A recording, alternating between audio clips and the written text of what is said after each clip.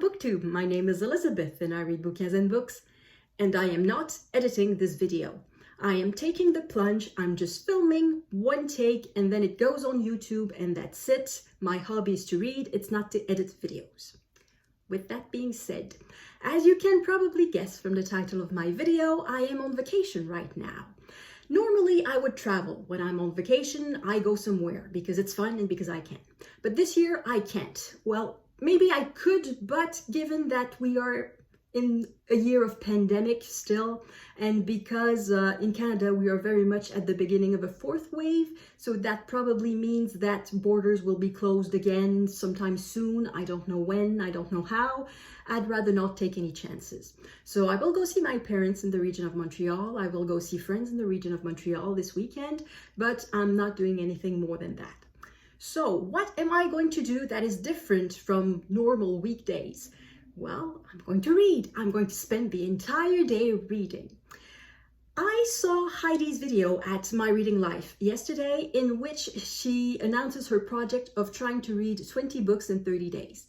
I thought I could make some sort of objective like that for my holiday, for my staycation, but I decided that books were not an accurate measurement unit for me.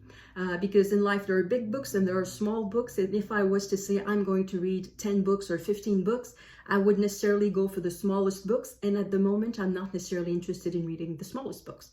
So instead I decided to use pages. My page rhythm, number of pages read per hour, hovers between 20 pages and 50 pages depending on what I'm reading. It depends on the content and it also depends on the language. At the moment, while I'm filming this on Monday, August 16, 2021, it is the first day of the History Challenge. And as you probably saw in my last video, which was my TBR, most of my books are in English. So that means for me that I will read much slower. And also I read nonfiction much slower than fiction. So I decided to set a pace of 25 pages per hour, 8 hours a day. That means an objective of 200 pages per day.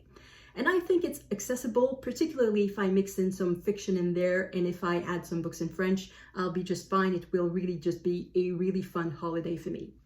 So far, it's about 5 o'clock on Monday. The day is not over yet, and I started late because I'm on holiday, I'm on vacation, I can. So far, I've read about 150 pages, I think. I started with what will be my mandatory 40 pages of Red Comet, a biography of Sylvia Plath by Heather Clarke. It's one of the books that are that is a finalist for the BookTube Prize, and it's a massive book. It has about 1,000 pages if we don't include the different bibliography index and various annexes. So I calculated that if I read 40 pages of this per day, I will be done by early September. So that's my objective, 40 pages, and I've read my 40 pages today, but I cannot talk about it. It's for the BookTube Prize. So that leaves me 160 pages of something else. And I decided to start my something else with something in French. It's a work by Georges Perec. Now, this is a big book. This is an omnibus collection of novels and narratives by Georges Perec. There are 1, 2, 3, 4, 5, 6, 7, 8 works in there. Of those, I've already read 5 of them, but a long time ago, 15, 20 years ago that I read these works. But today I read a new one that I had never read. It is called Un cabinet d'amateurs. The translation in English is A Portrait Gallery. Is that it? I'm going to check. I forget it. I checked it just before I started this video. It is called A Gallery Portrait. Right, it's not a portrait gallery, it's a gallery portrait. Now, in this book, Georges Perec is very playful. If you don't know him, that's the thing you should know. He likes to write with restrictions. His most famous book is one that he wrote without ever using the vowel E. And then he wrote the sequel, and that one he used, the only vowel he used was the vowel E. So that's already 2 feats of writing. And his most famous work is probably Life, a User's Manual, or an Owner's Manual. Yes, I think Life and Owner's Manual, La vie mode d'emploi. And the book that I read today, because it's a very small book, it has about 80 pages in this edition. If it was in the mass market paperback format, it would probably be around 150 pages. But in this book, it's 80 pages. It is another experiment by Georges Perec. It is a novel, yet it has no plot and no characters. It reads very much like nonfiction. In this, he talks about a picture that doesn't really exist. And it's a picture that contains a gallery, an art gallery. And it's a picture within a picture within a picture, and it's always the same picture that is within the picture that is within the picture. So that process is called mise en abîme in French, and I looked in the dictionary for what it was in English, and hold on to your hat, it is mise en abîme. Apparently it does not exist in English. You are stuck with the French expression. So, and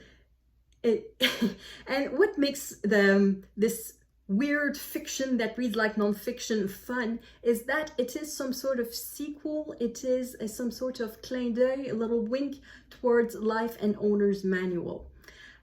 This painting of a painting of a painting is the painting of a gallery. So a gallery portrait is the portrait of a gallery. There we go.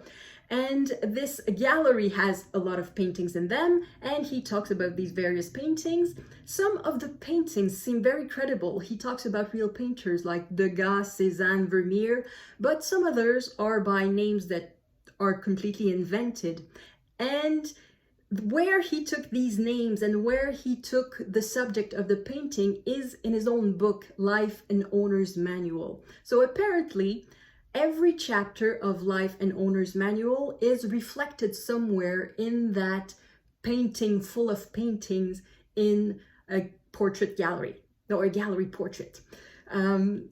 It's a bit a puzzle like Georges Perec likes. I didn't check because it's not something I found out by myself. I read that in the introduction because I read Life and Owner's Manual 20 years ago. So I don't remember the detail of it, and I certainly don't remember every single chapter.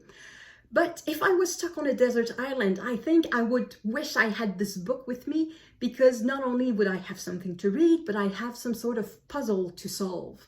And yeah, I really liked it. It was really a lot of fun.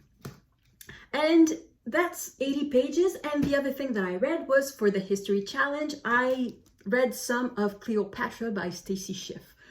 The more I read this book, the more I like it. It's really very interesting, and I really like the tone of Stacey Schiff. She doesn't take herself too seriously, or she doesn't take her subject too seriously, I should say. There are little winks here and there that are very, very funny.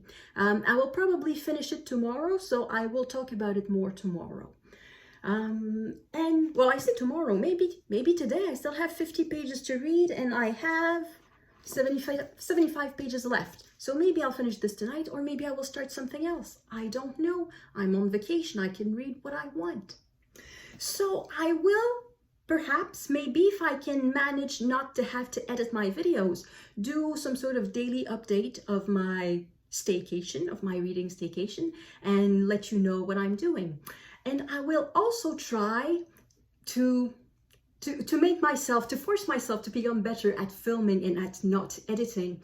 I think I will try to do one tag a day, and I will do Jim's books, reading and stuff alphabetical tags. So far I did B, C, and D. So I think I will just go on with the alphabet and not edit. Just one take.